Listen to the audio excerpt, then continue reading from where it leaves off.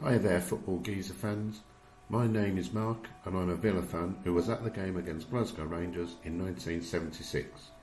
This is my story as I recollect it from the time. In the 76-77 season, I was a 14-year-old season ticket holder. We'd won 18 out of 21 games and lost only one, to the Blues of course. It included the famous 5-1 win over European champions Liverpool, and people sometimes forget we also won 5-1 against an Arsenal team featuring Alan Ball, Liam Brady and Malcolm McDonnell.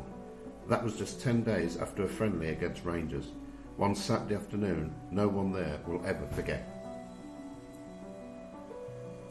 The game was arranged during an international break, with the likes of Andy Gray and Chris Nicholl off with Scotland and Northern Ireland respectively. It was around the time of the height of the football hooliganism in Britain.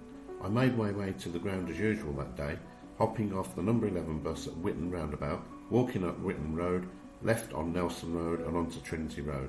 As I approached the ground, I could hear a familiar refrain that Villa fans used to sing in homage to Brian Little, to the tune of the old Christmas carol, Deck the Halls. But as I got closer to the Holte End, instead of hearing Brian Little Walks on Water, la la la la la la la, I found myself listening to a tartan army singing Sandy Jardine walks on water, ta-da-da-da-da-da-da-da. Rangers had taken the Holte End. What was going on? A friendly policeman spotted my confusion and told me that I might want to consider watching the game from the Whitton End, soon to become the North Stand. It seemed like sound advice, so off I went.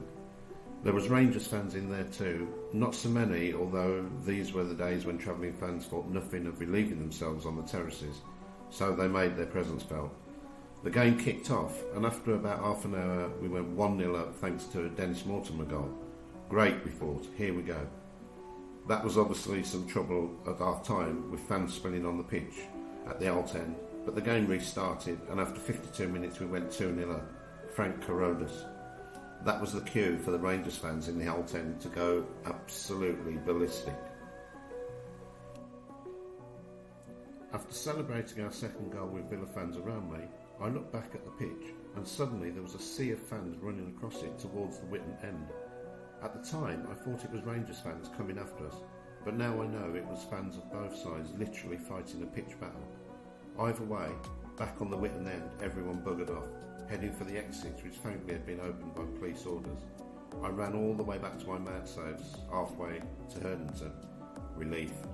The players also beat a hasty retreat and the match was abandoned as some of the worst violence ever witnessed at Villa Park ensued. 2 were stabbed and I think up to 100 injured on the pitch.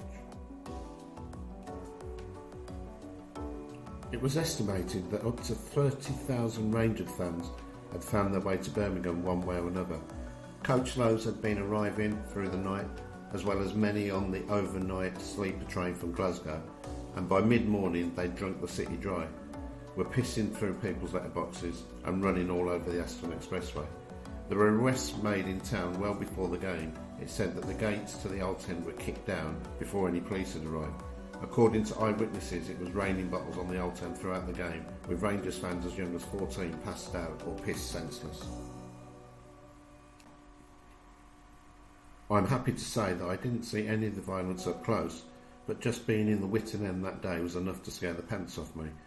I went out that night to another mate's house in Harborne and took the number 11 home at the end of the night. I went upstairs and there on the back seat, out of their brains, were 2 lost Rangers fans, presumably going round and round Birmingham all evening on the Outer Circle bus. I remember seeing Rangers fans in the city centre for days afterwards, many of them congregating around New Street Station. Maybe they didn't have enough for the return fare. I wonder if any of them ever made it home and have been in Birmingham ever since. It turned out that Rangers hadn't simply taken the Holte End. After a riotous night in Birmingham, either the police had opened up the Holte End to contain the trouble nice and early, too early for Villa's faithful to know anything about it, or Rangers had kicked in the doors and entered themselves. Either way, Rangers fans had been in there for hours before the match, so just to make sure everyone understands, the Holte End has never been taken, and that's a fact. Anyway, thanks for watching and listening to my true story of that infamous day. Please comment and leave your memories, and of course subscribe and hit the bell for notifications of future videos and help this channel become massive.